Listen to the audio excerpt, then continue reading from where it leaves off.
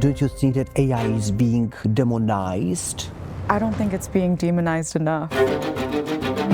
People within this industry have genuinely come to believe it has come to take on this religious-like quality where they are ultimately on this quest to build kind of machine god. What's the most shocking thing you've ever heard about OpenAI? They burned effigies. Senior scientists dressed in bathrobes flanked the fire in a semicircle. Ilya Sutskever, chief scientist of OpenAI for a very long time, performs this ritual. He placed a wooden effigy that he'd commissioned from a local artist and began a dramatic performance. If they don't build the machine god, someone might build a machine demon. And so the responsibility of OpenAI is to destroy it, and he douses it in lighter fluid and lights it on fire. It is a very deep ideology. Karen Hao conducted one of the most consequential investigations ever written about OpenAI. Exposing the hidden ideology behind the company that wants to build artificial general intelligence. Is an AI a bubble? Yes, I think it is a bubble. Like .com? I think it could be worse than that. And the companies do everything that they possibly can to lobby against all government efforts that require transparency on that data. Through more than 90 interviews with current and former OpenAI employees and executives, Have you ever met some old man? she uncovered the human story behind the most powerful AI company on Earth. This is the unfettered accumulation of capital into the hands of just a few. This degree of power, effectively returning us to the age of empire, means that democracy does not survive. What's the most shocking thing you've ever heard about OpenAI? Probably the fact that they burned effigies at their company retreats. So I write about this particular scene within the book where when I first started reporting the book, I mean, of course, in the public, we hear a lot of rhetoric from these companies about how AI is going to bring us to utopia or AI is going to kill all of humanity. I assumed that this was just rhetoric. It was just marketing that these companies used to portray their technologies as powerful and therefore themselves as powerful.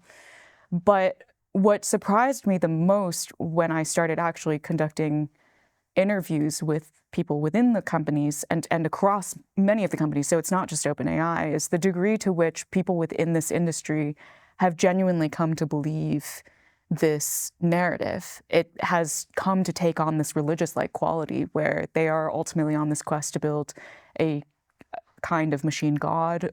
If they don't build the machine god, someone might build a machine demon. And there are these ideas that this artificial general intelligence can really unlock a civilization 2.0 or could be the demise of civilization altogether.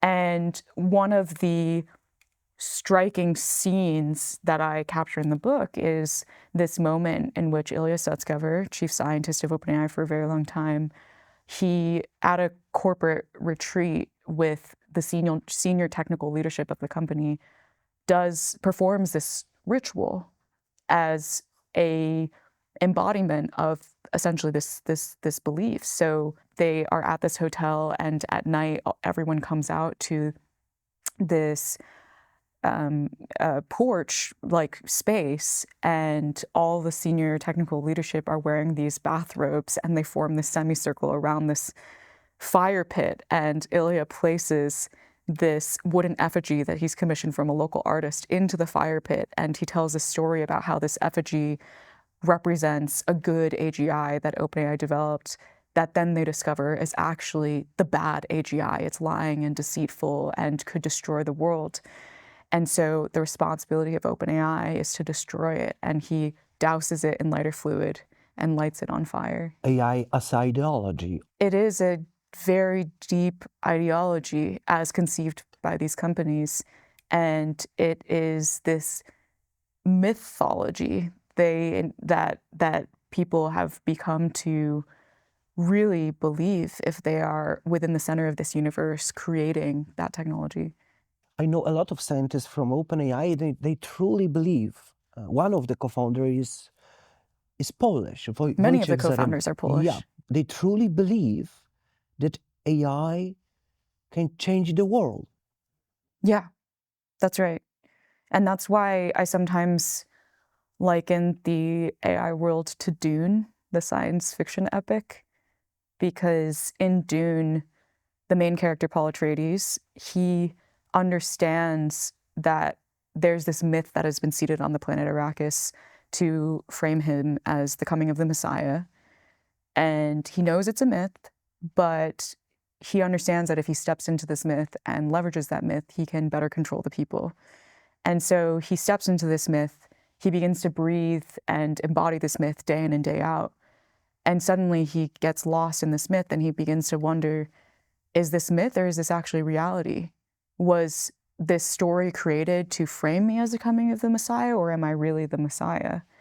And I think with the AI world, what I find is there's multiple layers of dynamics happening here. There's the people who are true believers from the very beginning.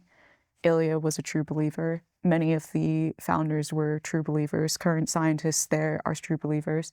And then there's the people who understand that there is also a lot of utility around this belief, that if they lean into this story that AI is going to be cataclysmically transformative, that this is very useful for mobilizing the public to back the company, for mobilizing policymakers to craft policies that ultimately codify the company's advantage. And then they kind of begin to lose themselves in this belief because they have to live and breathe and embody it day in and day out. And then there are the people who they're skeptical of this belief, but they kind of just want to work for a company that is doing really interesting and exciting work. And then in the same way, once they enter into the company and they're surrounded by all of these other people who talk about this belief system day in and day out, they begin to wonder whether it's true, and then they get lost in it as well. And so I don't doubt that everyone that works at the organization to some degree believes in what they say is their mission. In fact, I believe that many of them fervently believe that this is exactly what they're doing, that the stated mission is the mission. And it's because all of them, whether they come to it as true believers or whether they came to it skeptical or whether they came to it actually with a bit of like a politician's mindset, get absorbed into this belief system and can no longer separate what they might have originally believed from now what they believe within this organization. Do you recognize OpenAI as a worse company? It is one of the examples and is one of the consequential examples because it was the one that set off the obsession across the industry with this particular form of AI development that necessitates the consolidation of resources and power. Is an AI a bubble? Yes, I think it is a bubble. Can we expect that that bubble could burst? That is definitely something that I'm quite worried about. Like .com history? I think it could be worse than that because the degree of investment that is going now into the AI bubble is far greater, and the infrastructure that is being laid. One of the things that people in the tech industry sometimes point out about the .com bubble that they use to justify why, even if it is a bubble, everything's going to be fine, is that after the .com bubble burst, there was still plenty of infrastructure that eventually had utility. The internet cables were laid, and we still ended up using them. The problem with the AI bubble is the type of infrastructure that is being laid is, first of all, much more invasive on communities.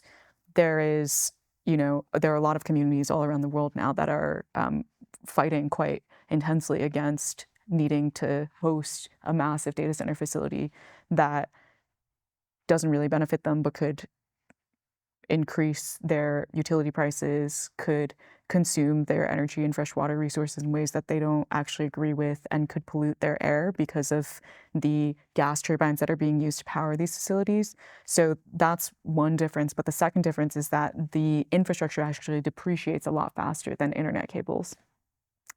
One example of this is, OpenAI was building this and is still building this massive data center supercomputing facility in Abilene, Texas, part of the Stargate Initiative project, which is a $500 billion project to build computational infrastructure for the company.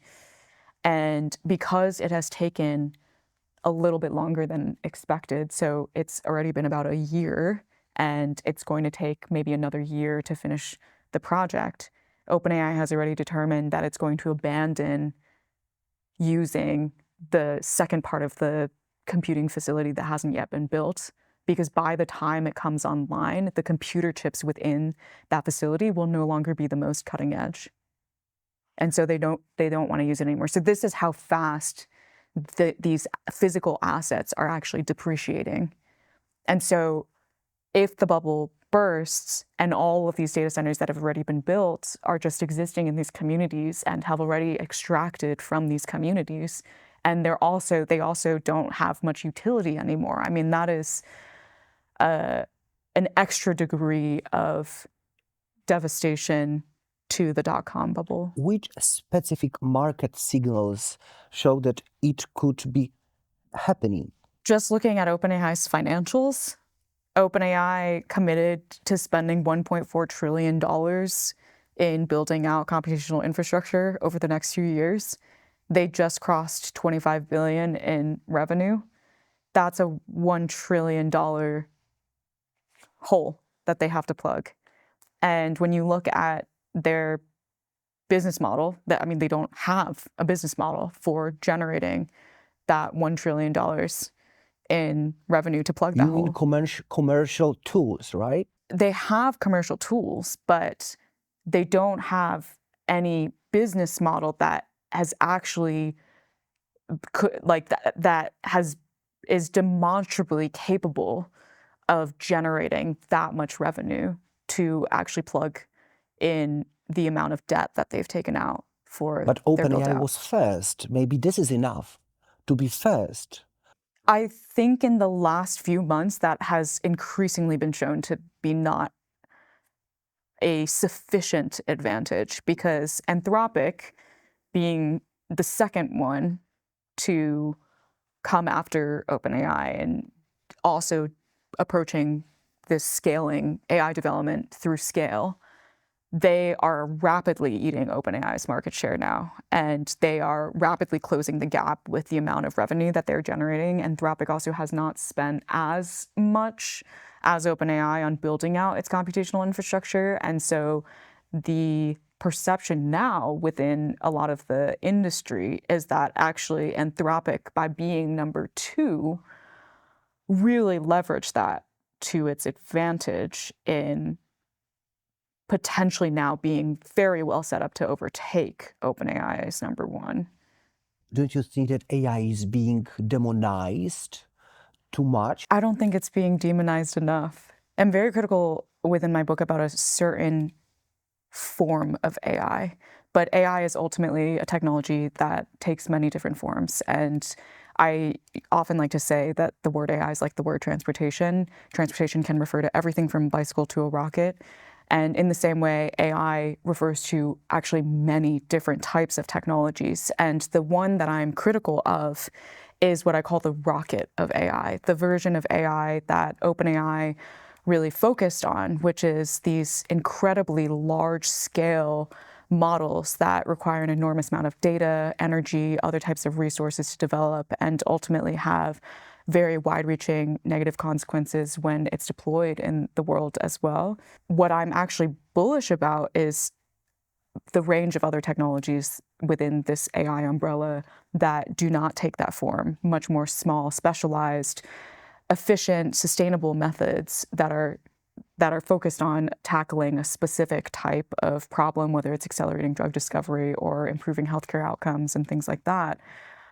But when it comes to this large-scale form of AI development and the companies that lead it, which I call empires of AI, I think people are just beginning to understand the degree to which these companies have consolidated an enormous amount of power, the degree to which they are harming the environment, harming public health, and harming the mental health of youth, for example. And I also think the public is just beginning to wake up to the idea that there's actually other types of AI technologies that we could, in fact, be building instead. And so, yeah, I think the demonization of this form of AI is actually correct. We should be extremely critical of this form of AI, and we should be even more critical of it such that we hold these companies accountable and shift the trajectory of AI development towards something more beneficial. 100 years ago in San Francisco, Duchamp took an object in the middle of museum, it was urinal, and called it fontaine. And he has started conceptual art. Don't you think that big tech companies are doing the same right now, using AGI terms everywhere, all the time, mostly to create this hype and to get money from investors? Yeah, of course. I mean, the investment ecosystem within Silicon Valley runs on hype. It's a feature, not a bug. I would never argue against the idea that these companies haven't changed the world. They've clearly changed the world. But what I'm asking is if is it actually for the better? And if we continue down the path that they are currently on, will we end up in a world that we want to live in? Is the race for AGI a suicide race? My greatest concern is that allowing these companies to consolidate this degree of power and effectively returning us to the age of empire means that democracy does not survive. And people will no longer have agency rights. People will no longer be able to self-govern, self-determine, and have control over their economic opportunity, their environment, their health, their kids' ability to live a dignified life. What would be the first clear sign that we are moving in that direction? First of all, the companies that are currently building these large-scale models would significantly diminish in their power and their consolidation of capital. The capital that is then opened up would be redirected to funding and investing in these other types of AI approaches. And the talent would begin to shift away from these companies towards building those other approaches. That could be happen suddenly or step by step? I think it would probably happen step by step, yeah. How we can define AGI, having no idea what human consciousness is, how matter is transformed into consciousness? How do you look at that myth? Yeah, it's exactly the way that you describe it, as a poorly defined, poorly understood concept that then companies can take advantage of. Because AGI generally is understood as a theoretical AI system that would be able to match human intelligence. But as you just mentioned, we don't actually have a scientific consensus around what even human intelligence is. And so OpenAI has defined AGI, by my count, at least 4 different ways in its history. On its website, it's highly autonomous systems that outperform humans in most economically valuable work. In its contract with Microsoft, it's a system that would generate $100 billion of revenue. When Sam Altman was speaking in front of Congress, it was a system that can cure cancer and solve climate change. And when he's talking with consumers, he says it's a system that will be the best digital assistant of your life. And those are, that's an incoherent vision of a single technology. Now they are preparing co-scientists, right? That is yet another definition that they have come up with. So you're right, it's now 5 definitions that we're working with. AGI is also a system that would be able to perform its own scientific discovery. And so, I mean, and the reason, that is one of the definitions that the company works with, is because of this idea that to accelerate the progress of the company against other competitors, they need to be able to build an AI scientist, as in an AI system that can do the work of AI researchers to continue accelerating the progress of the company further. And so when you look at a lot of the definitions, it really is always oriented around how is it going to help achieve the company's goal. It's all defined in relation to the company and its objective to dominate in AI development. So with the consumer definition of the super digital assistant, it's a way to just get more people to buy their technologies. With the definitions that they put in front of Congress, it's just a way to get Congress to not legislate and regulate the company so that it can continue expanding and capturing more resources and capital for its objectives. And with the scientist definition, it is really oriented around its own goal to continue beating competitors. So this is part of what I am really critical of with allowing these companies to dictate and define the trajectory of AI development, is that ultimately they are shaping the entire trajectory in their own image, right? In a way that continues to accrue more resources, more power, more wealth to the company. What exactly would have to happen to convince you that we are dealing with real AGI, not just marketing hype? Real world evidence. AlphaFold from AlphaFold has nothing to do with the large language models that these companies are developing. So this goes back again to the transportation analogy. AlphaFold, if we define large language models and quote unquote general purpose chatbot-like systems as the rockets of AI, AlphaFold is a bicycle. The reason why I call it a bicycle is because whereas the rockets of AI are they're meant to be trained on everything. That's why companies scrape the internet repeatedly to train their models. They destroy books to train their models.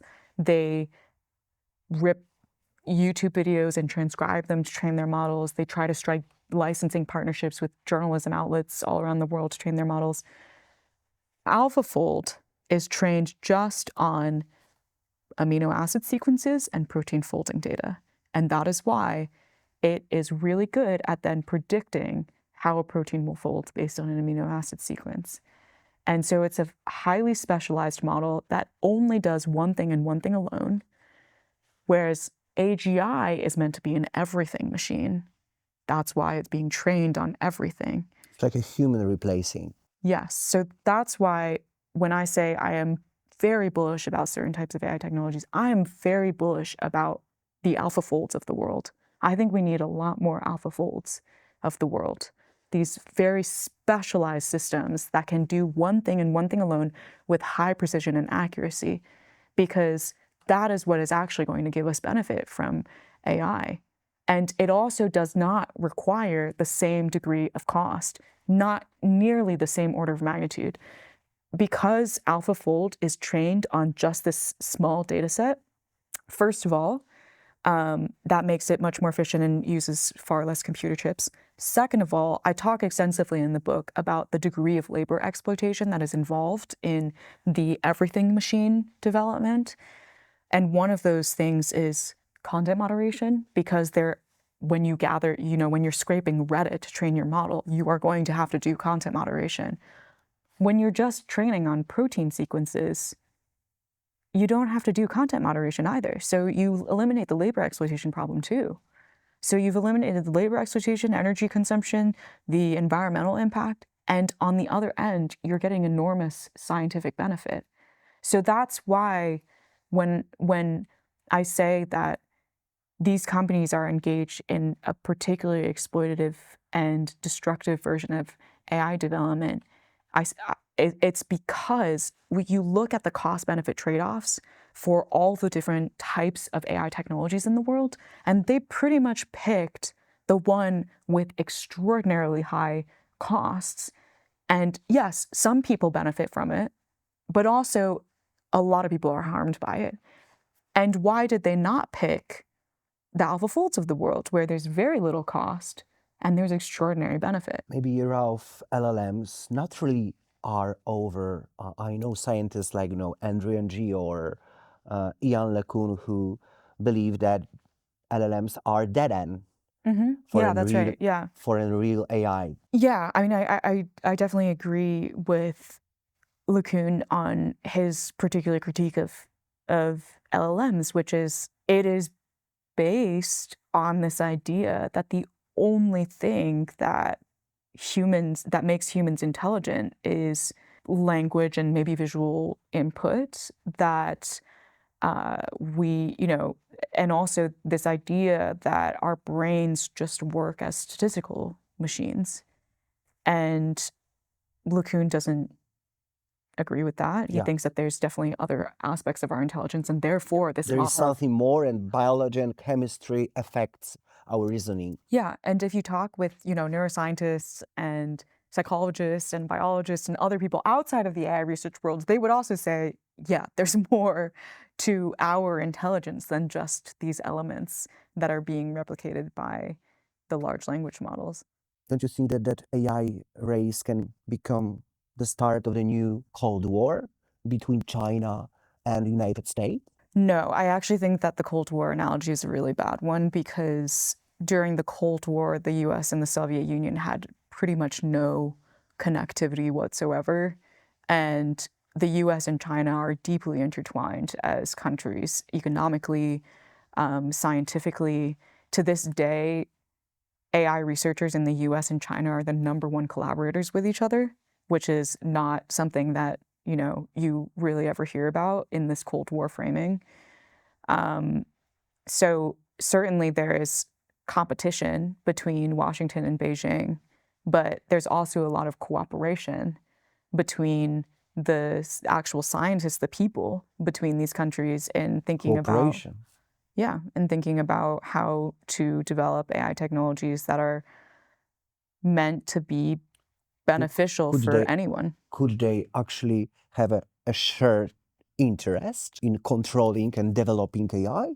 I'm sure that there are certain people that have that shared interest, but there's also plenty of people that have a shared interest in actually just. I'm asking because you said about cooperation. Yeah, right. And what I meant was people who have a shared interest as scientists in developing AI in the public interest. What we should do? Do you believe that your book, your mission, your interviews can change something? My theory of change as a journalist is that public education is one of the fundamental inputs to a functioning democracy. People need to understand what is happening in order to make informed decisions for themselves about what kind of future they want to live in. And then that's how we can individually and collectively self-determine and self-govern. And if people don't understand how things are working, then the whole operation starts to crack. And so that was my mission with my book. That's my mission still to this day with all of my journalistic work, is helping people understand what is actually going on, because the companies are not actually engaged in the same mission of trying to educate the public to give them more agency. If you look at all of the things that the companies ever say, their main purpose is to try and convince the public that they have less agency. But what's the next step? Should we nationalize big tech companies? Should we require to share some data with the public? I think the first thing is that we need to start. Governments should require far more transparency from these companies, because it's going to take time for us as a collective society to understand what happens, like whether the right solution is to nationalize these companies, whether the right solution is something else entirely. But the very first thing is we need more information. We need to have a better ground truth of how these companies operate, how the technologies operate. I mean, it's actually really remarkable the degree to which we do not understand these AI models. And why? Part of the reason is because a really core way to understand and study these models is getting access to the data that these models are trained on. And the companies do everything that they possibly can to lobby against all government efforts that require transparency on that data. The entire premise of deep learning, which is the main branch of AI that these companies use to advance these models, is predicated on understanding the inputs so that you can then study how those inputs affect the outputs. And right now, as the public, we only have access to the outputs. We have no information about the inputs. And so we have no ability to scientifically investigate the correlations between the inputs and outputs and then develop a robust ability to then influence the outputs by influencing the inputs. So this is what I mean when I say the first step, transparency. We need Isn't to. too late? No, of course not. Why would it be too late? In Europe here, we've tried to do this since last 10 years, implementing GDPR, implementing AI Act, with no result, to be honest. I think there's been a very clear result.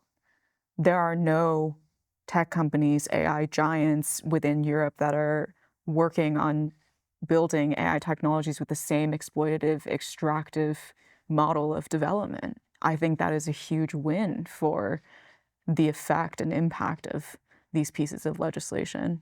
What's the one document, one data set that you miss the most today as a reporter? The reason why I wrote the book is because I didn't see a document like that existed in the world.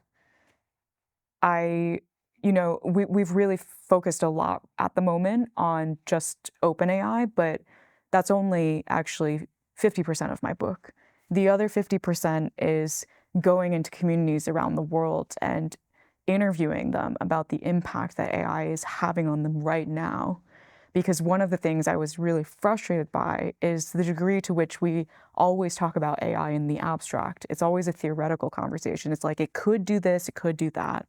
It could have this effect, it could have that effect. And actually, that's unnecessary because it's already having effects today. There are real people in the world that have already, for years actually, been dealing with the effects of this technology. So we should be talking to them, documenting their experiences, and using that as evidence, as part of the ground truth, our shared understanding, to then figure out what path we take moving forward. And so that I did not see a lot of in terms of one specific resource that people could pick up to understand the full history of AI research, the full history of this company, of ChatGPT, as well as the already existing evidence all around us of the impact that this is having. And so that's why I put it all together in one volume. If you could stop that AI race, would you do this? Of course. These race dynamics is really reckless. Would I stop all AI development? No. That goes back to what I was saying earlier, that I'm really bullish on certain types of AI, but I'm critical of this particular type of AI. And I think the race is part of what makes me so critical about it. If not big tech, then who should create frontier AI models? I think it should be pretty much everyone else. I mean, smaller tech companies, researchers, nonprofits. I talk in my epilogue about actually just a media radio station in New Zealand run by a Maori radio station, so a radio station that broadcasts in the language of the Maori indigenous people, and how they, just as a community, created their own AI model. I think more communities should do the same as well. Everyone would like to be big, any startup, so everyone, I don't think everyone wants to be Okay. big. Yeah. I think that is a particular, once again, ideology and culture of Silicon Valley. the wave of the mass of unemployment, that's what we can expect. I think it's more complicated than mass unemployment. I recently did an interview with Darren Acemoglu, MIT Institute professor who won the Nobel Prize for Economics in 2024. And what he was saying, and based on other interviews that I've also done with people who are struggling with the job market right now, is that there's this more complicated phenomenon happening. This, because Silicon Valley is on this quest to build AGI, which you could also define as just building AI systems that make humans redundant and therefore is a labor automating machine. That is, of course, leading to a slowdown in hiring and to layoffs. But those workers are actually, some of them are being reabsorbed. But where are they being reabsorbed into the economy? They are picking up data annotation jobs. So data annotation is the work of training, the human manual labor that goes into training AI models. So the AI industry is actually rehiring up the workers that are being laid off or struggling to find jobs because of the very technology that the AI industry is developing. But when you look at what the data annotation job looks like let's say a marketing person, they had a 9-to-5 job working at a marketing firm, but then they get laid off. Many of them are then becoming data annotators and still doing marketing. They're teaching now the AI models how to do marketing. So they're almost in effect doing a similar job in terms of like what expertise and knowledge they are applying in their work. But now it's not a full-time job. It's not a 9-to-5. It's actually a gig version of that job. And they're being paid significantly less and working significantly more exploitative conditions for that work. And so in my interview with Darren Acemoglu, what he said was, it's not that all work is going to be automated, which is something that Silicon Valley actually really loves to say, in part as a way to continue hyping up the capabilities of their technologies. What actually seems to be happening is an enshittification of a lot of knowledge work, where knowledge workers are continuing to do the knowledge work, but now instead of in full-time employment, they're doing it as data annotation in this like really, really exploitative way. And so there was that viral moment, that viral clip of Sam Altman recently where he was saying we see a world where we provide intelligence as a utility, and you buy it from us. And this is kind of exactly what is beginning to happen, is they are trying to become the sole provider of expertise in the world. So they are essentially absorbing all of the experts in the world into the data annotation industry to work for them in training their models, so that the models become the thing that the companies use rather than just hiring the original employee who had that expertise in the first place. Do AI critics sometimes also make money from fear of AI? Absolutely. I mean, this is Anthropic's entire PR strategy. That's why I'm asking you about it. Yeah, so Anthropic is famous for using fear-mongering as part of their PR strategy. The mass unemployment is their latest PR tactic. Dario Amodei has been going on every single news broadcast saying that he predicts mass layoffs, 40% potentially of workers that are going to be unemployed. Anthropic just put out a research report where they had this chart and they were showing how this is the type of impact that AI has had thus far, and this is what they predict it will have based on how people are using the models right now. And all of that, again, as I mentioned, like this is all ways of hyping the technology. I mean, Anthropic is in the business of enterprise, right? It's a little bit different from OpenAI, where OpenAI focuses a lot on the consumer. Anthropic focuses a lot on selling its models to businesses.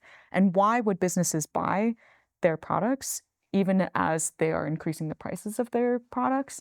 It would be if the business did an analysis to say, well, we can just buy the model instead of hiring an employee and buying the model, even though the model is expensive, is still cheaper than hiring the employee. And what better way to convey this idea that the model is going to be as good or even better than an employee than to project this sense that eventually our models are going to lead to mass layoffs, 40% of workers. I mean, that's basically just another way of saying our models will be capable of 40% of knowledge work in the near future.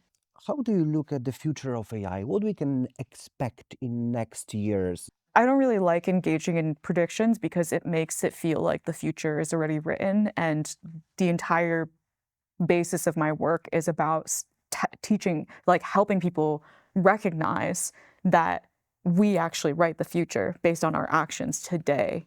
And so the way that I would answer this question is not like how I think AI is going to go, but how I want AI to go. And this goes back to the transportation analogy. One of the things that we talk about with transportation is transitioning our portfolio of transportation options from more fossil fuel-based methods to more electric and sustainable methods, from more individual methods to more public methods. We should be thinking about AI in the same way. We need to transition our portfolio of AI technologies in the world from these extractive, exploitative, harmful ones to these much more sustainable, specialized, accurate types of techniques that are ultimately then helping to solve real-world problems like mitigating climate change, improving healthcare outcomes, accelerating drug discovery, and those types of things. So that is what I want to see happen in the future. And I think that we can get there if we all work together. Don't you think that the problem of AI is also benchmarks, how to measure AI, how to measure human intelligence itself? Absolutely, yeah. I mean, you're hitting upon, yeah, like a really important facet of why I think there's ultimately just so much hype and not actually real grounded reality, is because these companies use, you know, 1,000 different benchmarks to benchmark the capabilities of their models. And terms, definitions. Yeah. And, sometimes they're using math benchmarks, coding benchmarks, biology benchmarks, and other times they're using the problem-solving benchmarks and puzzle-making benchmarks and whatever it is. But again, there's no scientific consensus around which benchmark should actually be used to track the progress of systems becoming more and more like humans and Like human our AI. human intelligence. But the other thing is these benchmarks are so narrowly defined based on what the people within AI development themselves value as intelligent. So there's actually a reason why they keep choosing benchmarks that are based on technical skills. It's because they're all technical people and they consider technical knowledge to be one of the superior forms of knowledge. But, they don't benchmark these models on cultural fluency, for example. Mm-hmm. They also don't benchmark these models on most of the languages in the world, only a tiny, tiny fraction of the languages in the world. They also don't benchmark these systems on other types of things that, are important to humans, like our ability to be physically together in a space and be able to communicate with one another without language, in fact, but rather through other types of nonverbal cues. And so this is why, when you begin to think of all of the things that they're actually not measuring, you begin to realize that there's a vast amount of facets of the world and of our intelligence that are simply not being captured in these models.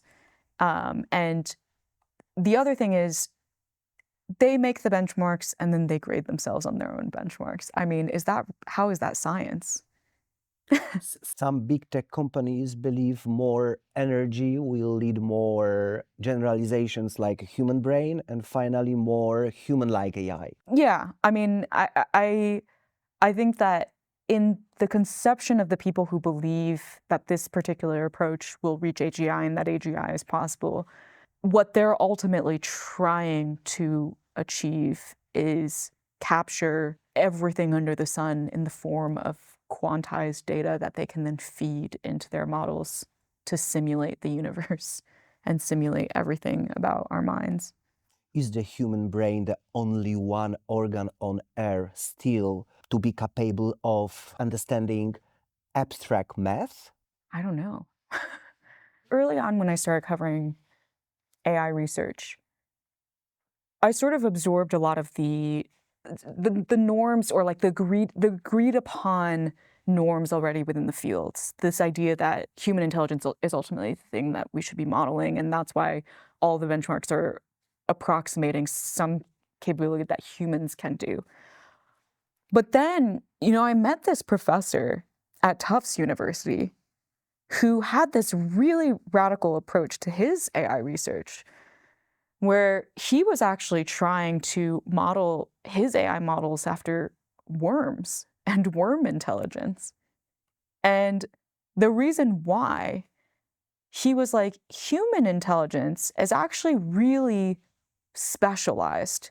It's already it's already been molded and shaped by a very long stretch of evolution to do certain types of things that humans do.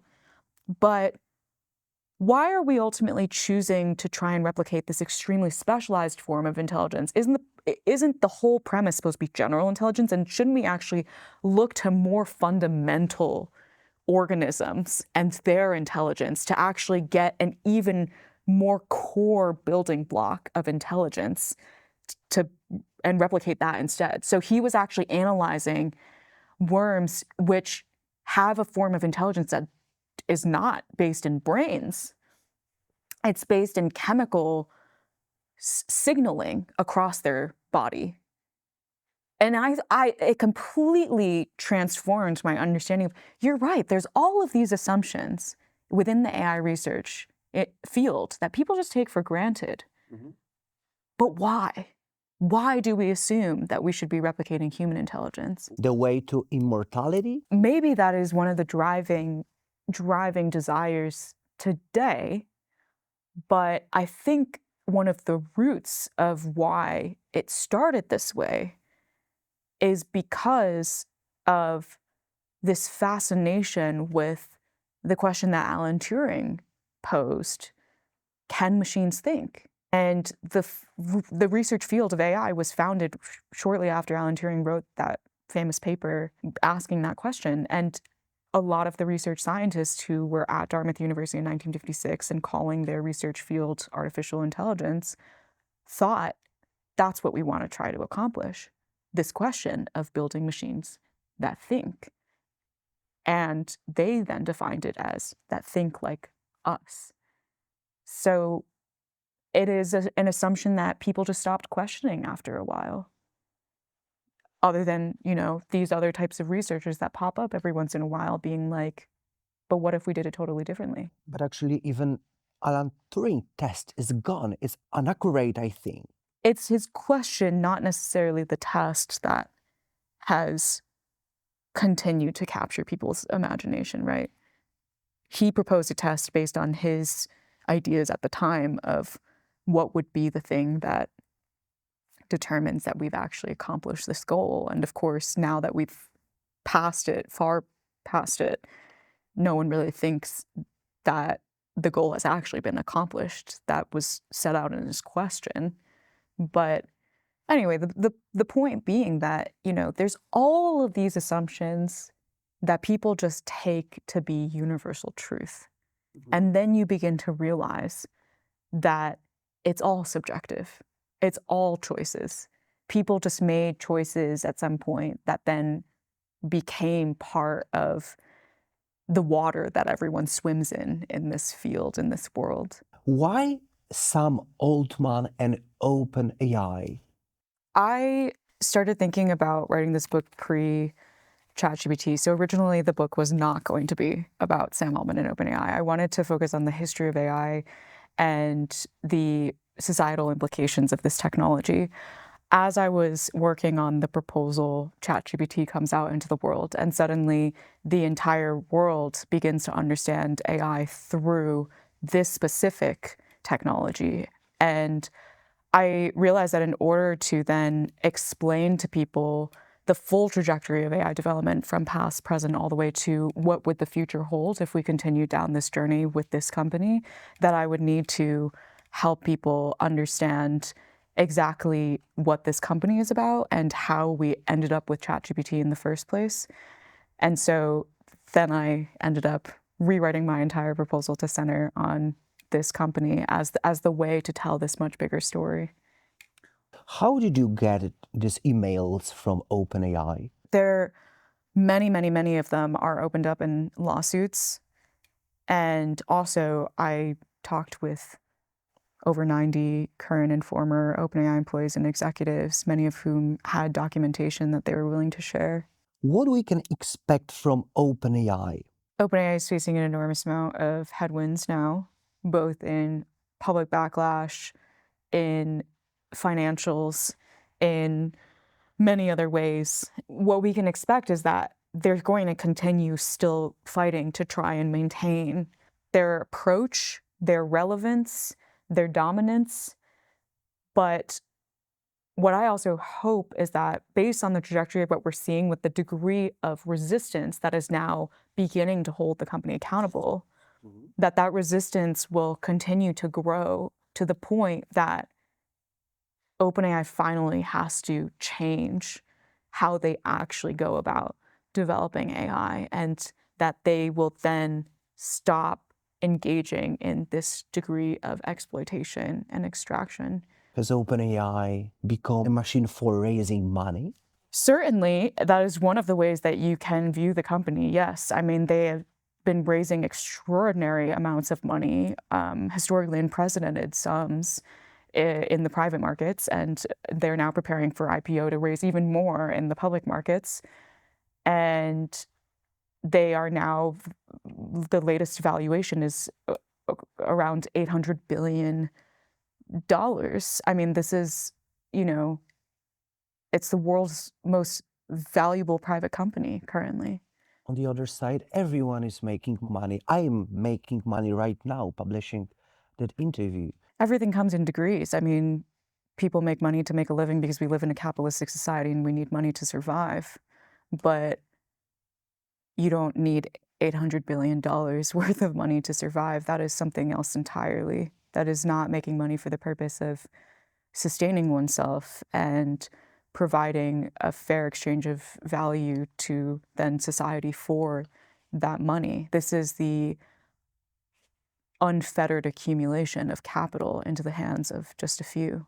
When you look at OpenAI company, what was that moment when the OpenAI started to lose the public mission? So I look at this differently now than I did when I first started covering the company back in 2019. Back in 2019, I thought that OpenAI was founded with this pure-hearted mission, and there was this degree of corruption that happened along the way.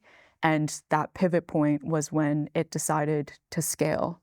And scaling their technologies meant that this would be a very capital-intensive endeavor, which meant that they no longer could preserve the nonprofit. They had to create some kind of for-profit vehicle for fundraising the amount of money that they would need to scale.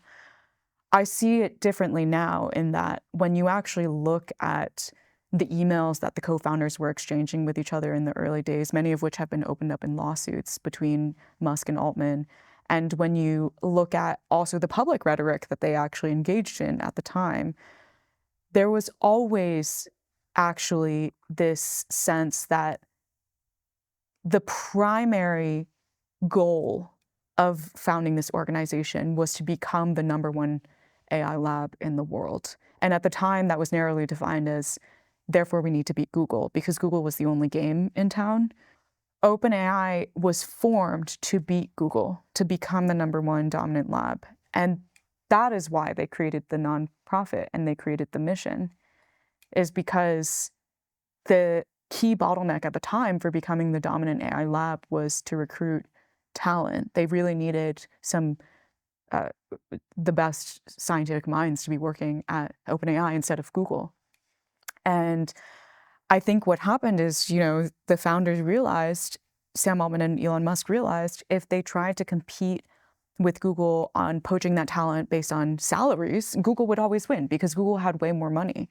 But if they instead competed on a sense of mission, then they could even ask these scientists to take a pay cut and work for OpenAI for a greater purpose. And that's exactly how they recruited Ilya. They recruited him on this sense of purpose, and Ilya ultimately takes the pay cut to come to OpenAI. But once they overcame that initial bottleneck of talent, and then it was about scaling to continue, centering this objective of being the #1 AI lab in the world, then the bottleneck shifted to capital. Now the nonprofit doesn't have as much utility. They create the for-profit and they continue going. Have you ever met Sam Altman? I've not. I've asked him many times to sit for an interview with me, and he has never said yes. Did he read this book? I imagine he probably had someone explain to him in detail what the contents of the book are about. I mean, in fact, when I was working on the book, I sent OpenAI 40 pages of comment requests with detailed bullet points about Did you all get the any findings. response? They officially gave me no response. And I hope that Altman, at the very least, reviewed those bullet points to understand what the book was we about. can expect from you in the next time? I am going to keep working towards the mission of public education, of trying to help people come together as a society to move the world back from this current fractured state that we are in, where we think that we have to compete with one another and race back to a world where we are actually in cooperation with one another and can ultimately create a much better future for all of us. If we could turn back time and change something, what it would be? The name artificial intelligence. Even the name. Yeah. Because it's not intelligence or not artificial. Because it's not intelligence. Cleverness? Well, originally, before it was called AI, it was called automata studies.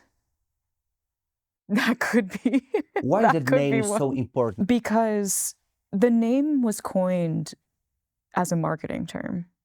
This is something that John McCarthy, the person who actually coined the name, said a few decades after 1956 when he coined the name. He said in a televised debate, "I invented the term artificial intelligence to get some money for a summer study." And the summer study that he was referring to was the gathering that he had in 1956 with all of these different researchers to start a new field.